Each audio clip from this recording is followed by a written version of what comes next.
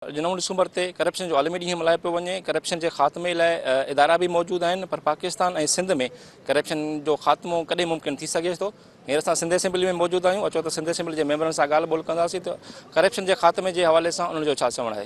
मुंहिंजे ख़्याल में जेका इंटरनेशनल ट्रांसपेरेंसी रिपोर्ट आई आहे उहा ॾाढी मुस्बत आई आहे त पाकिस्तान जे अंदरि जेको आहे उनजो जेको गुज़िरियल साल हुआ जीअं PTI जी हुकूमत हुई उन खां हिन में काफ़ी बहितर आई आहे ऐं सिंध हुकूमत कोशिशि करे थी पई ऐं यकीनन पाकिस्तान जो वफ़ाक़ी हुकूमत ऐं सिंध हुकूमत सभु गॾियल पूरो फ़र्ज़ु आहे असांजो त करप्शन जो ख़ात्मो आणियूं। करप्शन हिकिड़ो तमामु हिकिड़ो आउं सम्झां थो हिकिड़ो उॾवी आहे, जिते बि लॻंदो जंहिं बि क़ौम में जंहिं बि मुल्क में जंहिं बि इदारे में इहो तबाही थो करे ऐं असांखे खपे त असां करप्शन जे ख़िलाफ़ बाक़ाइदा फ्रंट उन ते अची इन जे ख़िलाफ़ जहिड़ो करिणो आहे, करप्शन खे ख़तमु करिणो आहे। करप्शन ई न आहे त फुल ख़तमु करे ज़ीरो कोन थींदो, पर असां उनखे मिनिमम बि कयूं न त असांजो मुल्क आउं सम्झां थो त 100 गुना वधीक तरक़ी कंदो।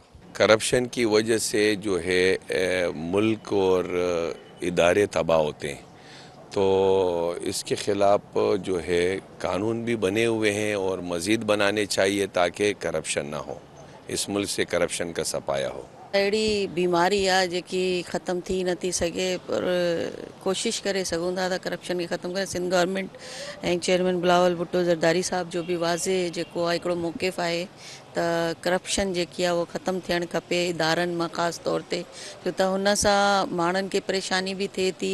जेको माण्हू जहिड़े इदारे में जहिड़े डिपार्टमेंट में वञे थो हेठां खां वठी मथे ताईं जेको आहे उहो रिश्वत हले पई, त पोइ हिन सूरत में मां सम्झां थी त कोशिशि करे सघिबी आहे की अहिड़ी बीमारी आहे ख़तमु थी नथी सघे। करप्शन जे हवाले सां वक़्तनि ब वक़्तु इक़दामात खयां विया आहिनि ऐं करप्शन तव्हांखे बि ख़बर आहे त को अॼु जी न आहे, शुरूआत खां वठी करे करप्शन कंहिं न कंहिं फॉर्म में मौजूदु रही आहे। ज़रूरत इन ॻाल्हि जी यकीनी तौर ते आहे त जेतिरो बि इन ते कंट्रोल कयो वञे ऐं जेतिरे बि उनजे लाइ मौसर क़दम खयां वञनि उहे बहितरी जे तरफ़ ई हूंदा ऐं इदारा बि मौजूदु आहिनि, पंहिंजो कमु बि कनि पिया, पर वरी बि कंहिं न कंहिं फॉर्म में वरी करप्शन जो जेतिरी बि मौजूदु आहे उनजे हवाले सां जेकॾहिं सिंध गवर्नमेंट जा इक़दामात ॾिसूं त कल्ह बि तव्हां ॾिठो हूंदो त ऑन द फ्लोर हिकिड़ी स्टेटमेंट आई आहे। उन खां पहिरीं सिंध गवर्नमेंट जे तरफ़ां CM साहब इहो अनाउंस कयो त जेको ऑनलाइन टेंडरिंग जो हिकिड़ो प्रोसेस शुरू कयो वियो आहे। मुंहिंजे ख़्याल में हिकिड़ो अहसन क़दम आहे जंहिंजा तमामु सुठा नतीजा मिलंदा।